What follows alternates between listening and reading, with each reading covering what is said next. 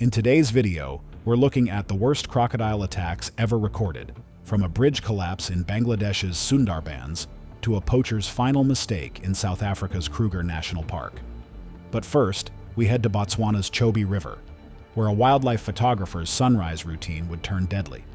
It was June 12, 2016, along the remote banks of the Chobe River in northern Botswana, where the African wilderness stretches endlessly under the scorching sun.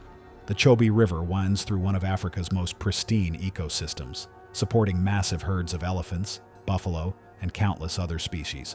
During the dry season, the river becomes a concentrated hunting ground, where predators and prey converge at the water's edge. Tessa Reid, a 28-year-old wildlife photographer from London, had traveled to this remote corner of Botswana with her boyfriend Tommy to document authentic African safari experiences for her adventure travel blog. Unlike most tourists who stayed in established safari camps with guided excursions, Tessa deliberately sought more adventurous experiences for her content. Her fearless, thrill-seeking personality drove her to pursue unique perspectives in pursuit of the perfect shot. The couple had hired a local guide with a small motorboat to navigate the Chobe River during the golden hour of early morning. The guide had explained that the Chobe River contained one of Africa's largest populations of Nile crocodiles, apex predators that remained virtually unchanged for millions of years. These ancient reptiles were particularly active during the dry season, when prey animals were forced to drink from shrinking water sources. Tessa was focused on getting dramatic sunrise shots that would showcase the river's wildlife for her upcoming London photography exhibition. She had chosen this specific morning excursion because the light reflected perfectly off the water, creating ideal conditions for the photographs she needed. The Nile crocodile is Africa's largest freshwater predator, capable of growing up to 11 to 16 feet in length and weighing over 1,000 pounds. These prehistoric hunters possess one of the most powerful bite forces in the animal kingdom, delivering up to 5,000 pounds per square inch of crushing pressure. Their hunting strategy relies on perfect camouflage and explosive ambush attacks, remaining motionless for hours while waiting for prey to approach the water's edge. During the dry season, Nile crocodiles become increasingly aggressive as competition for food intensifies. They position themselves in shallow areas near drinking spots, their eyes and nostrils barely visible above the waterline. Their mottled brown and green coloration makes them virtually invisible against the muddy riverbank. Their boat glided through a stunning section of the river, just as the sun began to rise at 5:30 a.m. Tessa's desire to capture the soft, early light unwittingly placed them in the water during the crocodile's most dangerous hours, dawn and dusk, when these predators actively hunt animals coming to the shore to drink. As Tessa leaned over the side of the boat to capture a low-angle shot of the sunrise reflecting on the water, she stretched too far. The boat rocked unexpectedly, and she lost her balance, tumbling headfirst into the murky water with a loud splash. As she surfaced, disoriented and gasping, she remained unaware that a 12-foot Nile crocodile lay perfectly camouflaged just meters away. The massive predator had been waiting motionless in the murky water since before dawn, and the sudden splash had triggered its predatory instincts. Within seconds of Tessa entering the water, the crocodile struck with lightning speed. Massive jaws, lined with conical teeth, clamped down on her left hip and upper thigh with devastating force. The initial bite tore through muscle and connective tissue, severing the femoral artery and triggering blood loss and trauma that would incapacitate her over the next several minutes. The sheer force of the bite destabilized her lower body as blood poured into the water, sending her into traumatic shock within the next several minutes. The conical teeth punched deep into her upper thigh, shredding muscle and blood vessels while anchoring her leg in the crocodile's grip. Within seconds, Tessa was suffering from massive blood loss and traumatic shock. The crocodile immediately began its signature death roll, a violent spinning motion designed to disorient prey and tear tissue apart. The torque violently twisted her lower body, tearing muscle and destabilizing her hips, while the severed artery continued to pump blood into the water. The rolling motion shredded muscle and connective tissue, worsening blood loss and rapidly weakening her. The crocodile dragged Tessa into deeper water during the death roll. The massive blood loss and trauma rapidly weakened her. Over several minutes, shock and eventual submersion, caused her to lose consciousness. Tommy and the guide witnessed the attack unfold in horror, but by the time they could react, Tessa had already disappeared beneath the surface. The entire attack had lasted less than 2 minutes, and the crocodile had already retreated to deeper water with its prey. Local authorities launched an immediate search operation, but the Chobe River's murky waters made recovery efforts extremely difficult. 3 days later, officials located Tessa's remains wedged beneath submerged roots along the riverbank, where the crocodile had temporarily cached the body. The incident sparked renewed discussions about safari safety protocols and the importance of maintaining proper precautions during river excursions. Tessa's death became a sobering reminder that Africa's wilderness demands absolute respect, even from the relative safety of a boat.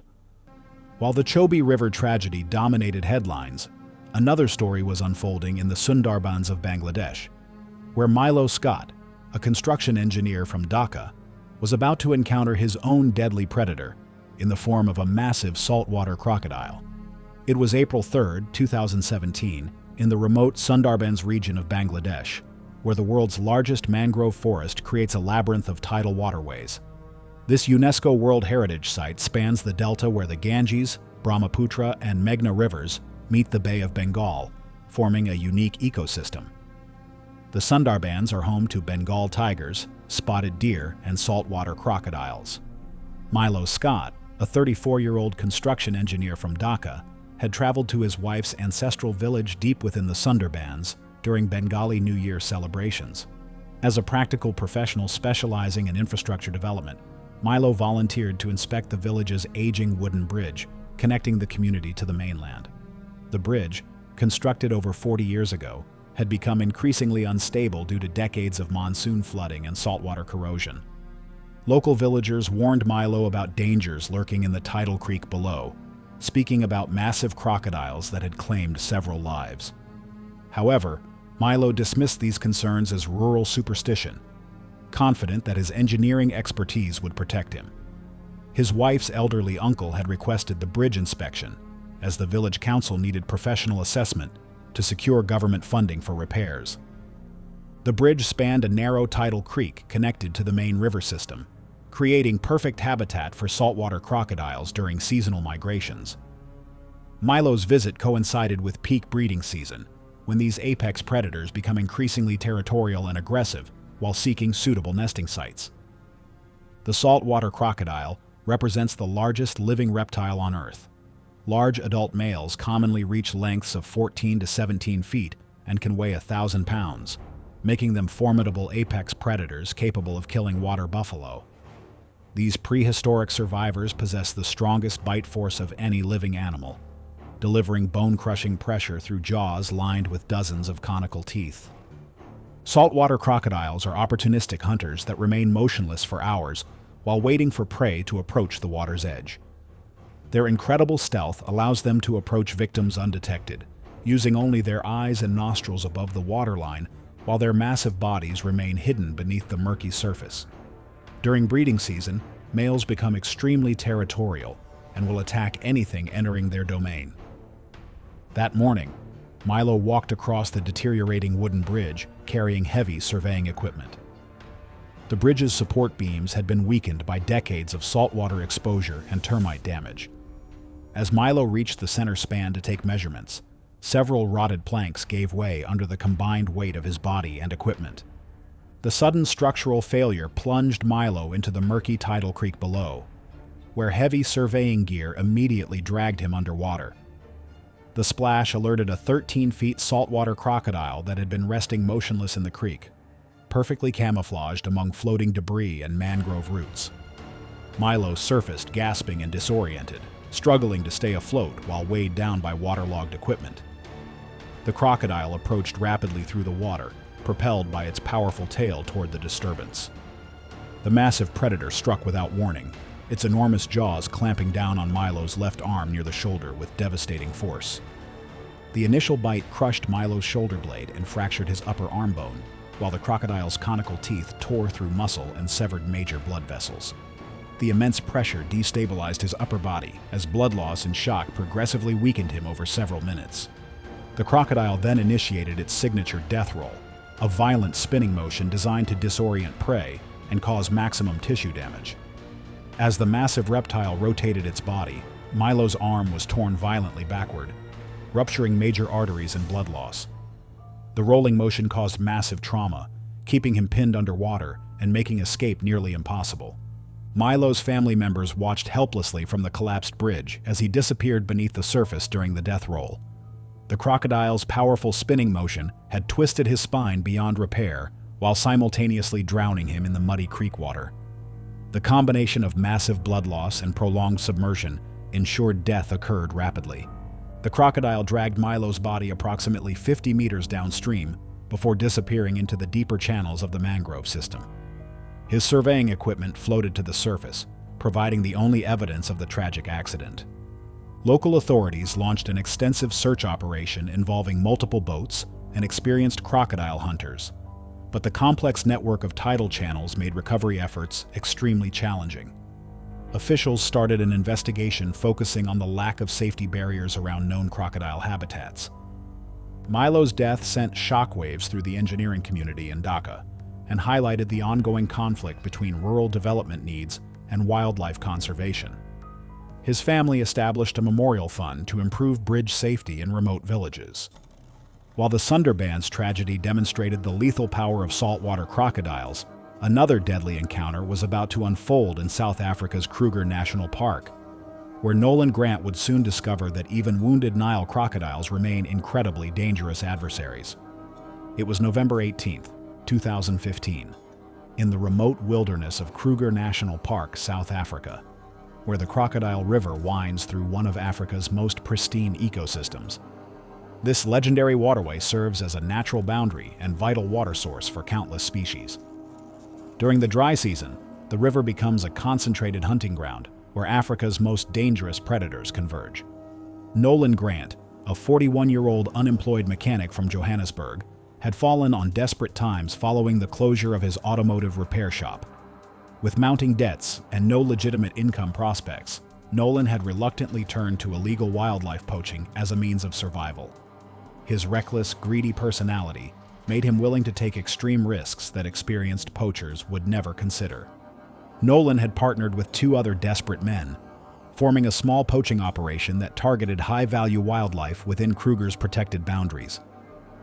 They focused on crocodile hunting because crocodile skin commanded premium prices in the illegal wildlife trade, with large specimens fetching thousands of dollars from buyers in Asia and Europe.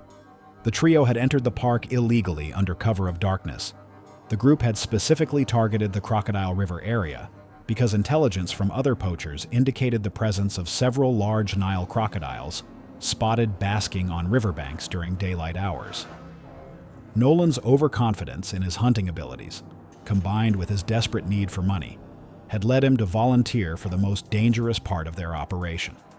The Nile crocodile stands as Africa's apex aquatic predator, a prehistoric survivor that has remained virtually unchanged for over 200 million years. Their massive skulls house jaws capable of delivering bone-crushing force, powerful enough to snap bones instantly.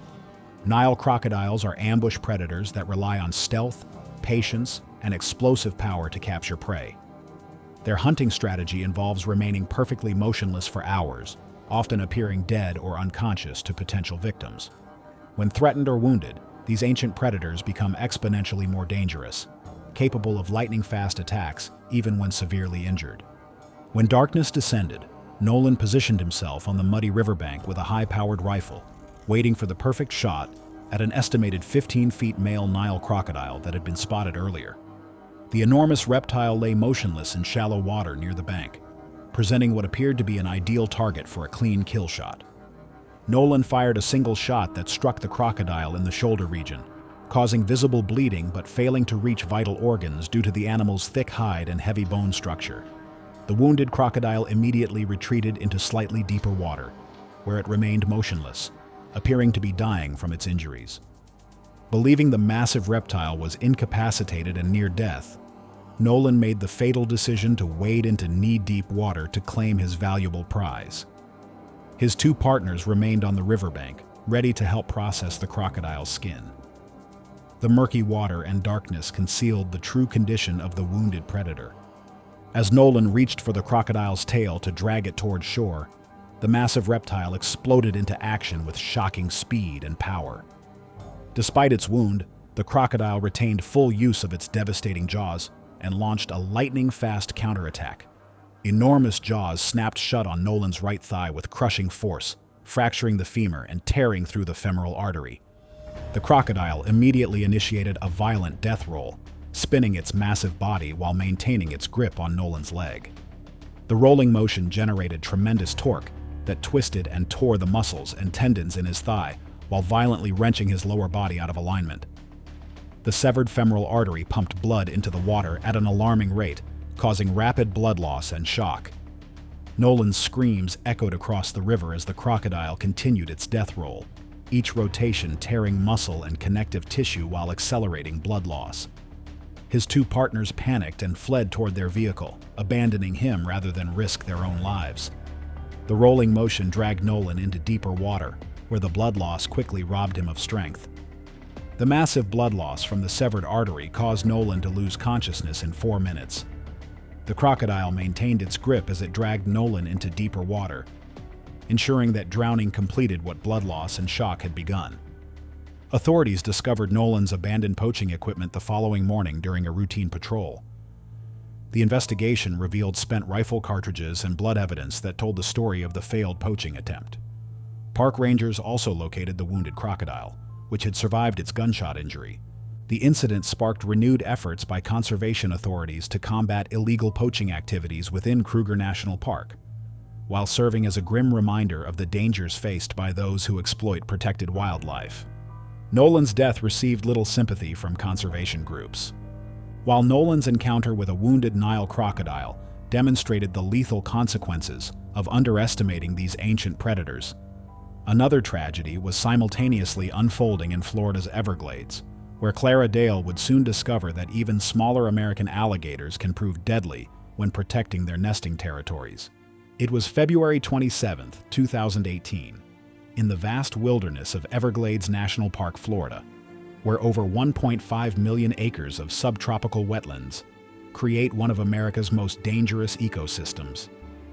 This UNESCO World Heritage Site encompasses sawgrass marshes, cypress swamps, and mangrove forests that serve as home to one of North America's most formidable predators. Clara Dale, a 52-year-old high school biology teacher from Miami, had dedicated her career to inspiring students through hands-on learning experiences. As a cautious educator who always prioritized student safety, Clara planned to scout locations for an upcoming field trip that would allow her advanced biology students to observe wetland ecosystems firsthand. Clara had chosen to visit during late February because she believed cooler winter temperatures would make wildlife less active and safer for student observation.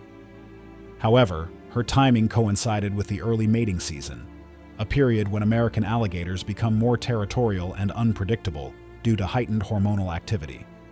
The specific area Clara selected featured elevated wooden boardwalks that allowed visitors to observe wildlife while maintaining safe distances from the water. These boardwalks had been constructed by the National Park Service to prevent dangerous encounters between visitors and the park's numerous alligators. The American alligator represents one of North America's most successful conservation stories, having recovered from near extinction to current populations exceeding 1 million individuals. Adult females typically reach lengths of 8 to 9 feet and can weigh between 154 and 198 pounds. During the mating season, female alligators aggressively defend preferred territory and may attack perceived intruders without warning.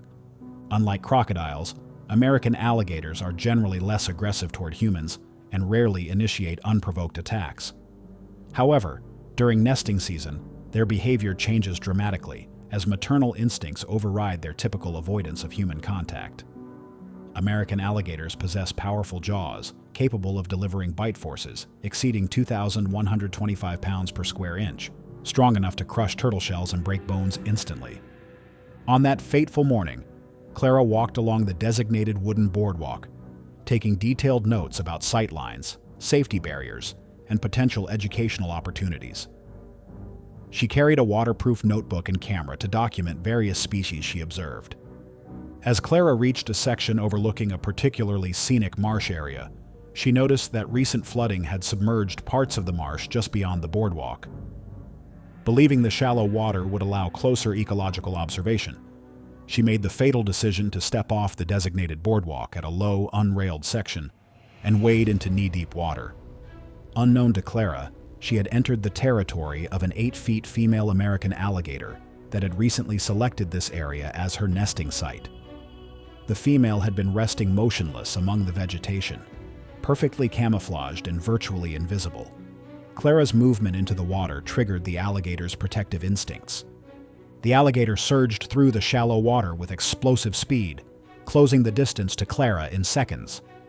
The attack came without warning as the massive reptile launched herself from the water with tremendous force. Powerful jaws clamped down on Clara's lower left leg just below the knee, crushing bone and shredding muscle.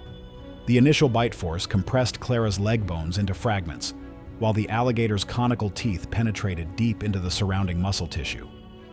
The crushing pressure severed major blood vessels in her lower leg, causing immediate and severe bleeding that turned the marsh water red. The alligator immediately began a violent thrashing motion, shaking her massive head from side to side while maintaining her grip on Clara's leg. This thrashing technique tore Clara's leg muscles and tendons while simultaneously pulling her off balance and into deeper water. As Clara lost her balance during the thrashing attack, she fell backward, her head striking submerged debris as she was pulled off balance.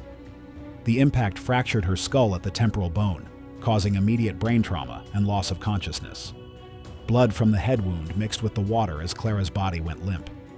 The alligator continued the attack, dragging Clara's unconscious body into deeper water, where sustained submersion ensured drowning.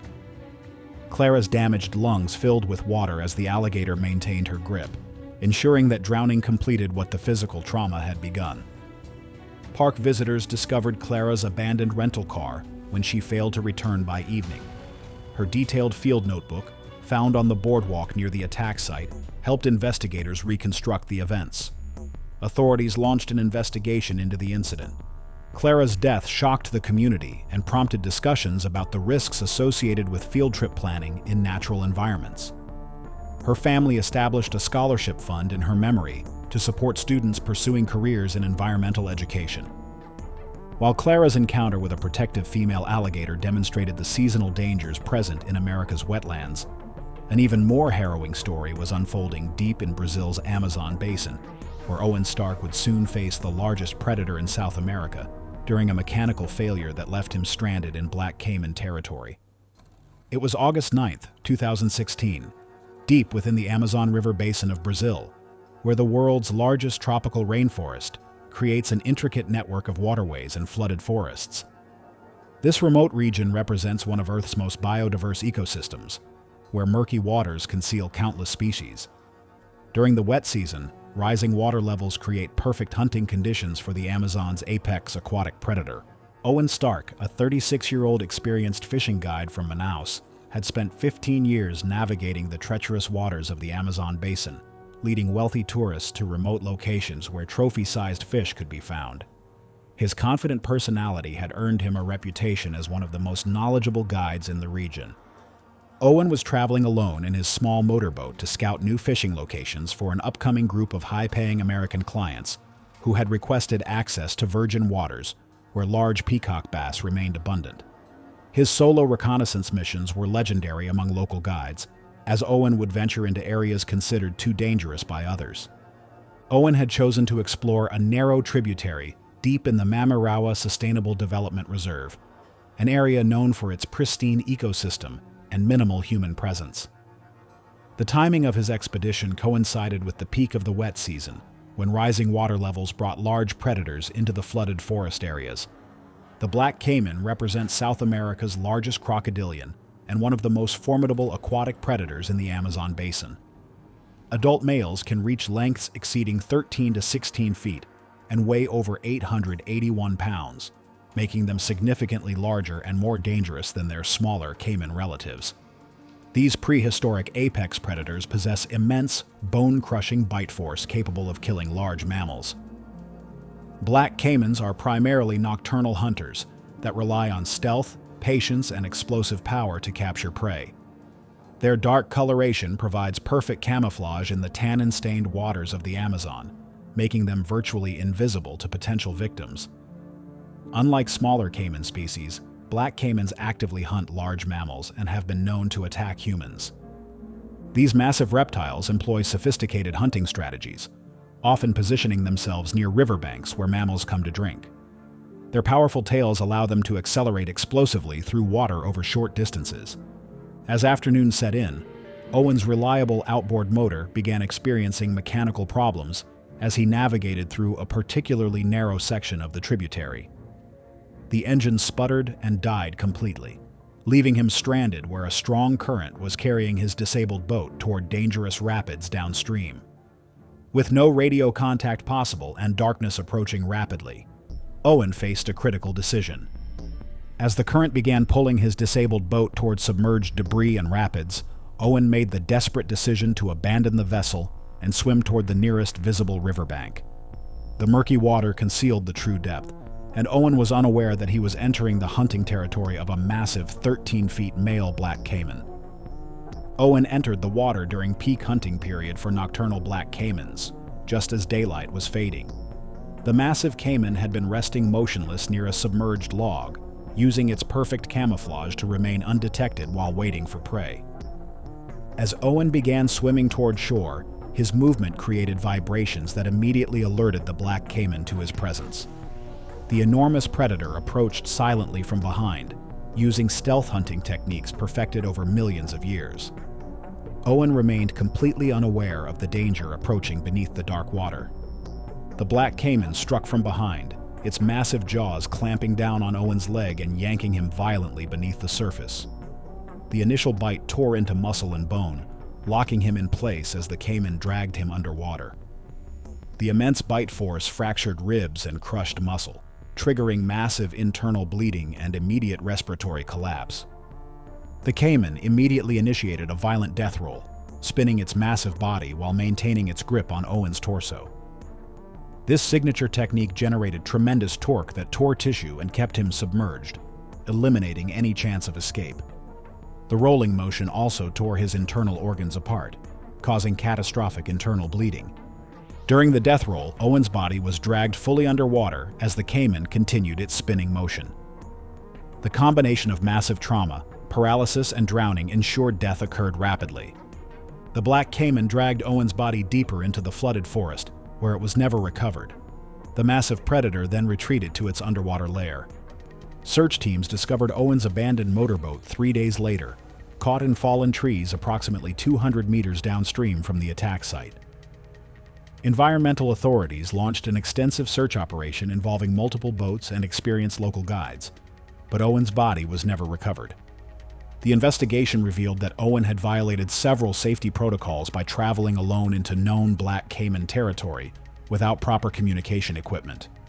His death highlighted the extreme dangers faced by those who venture into the Amazon's most remote areas. Owen's family established a foundation to promote safety education for Amazon guides and tourists, emphasizing the importance of proper equipment when exploring remote waterways. Thanks for watching. Want to see more? Click on your screen now.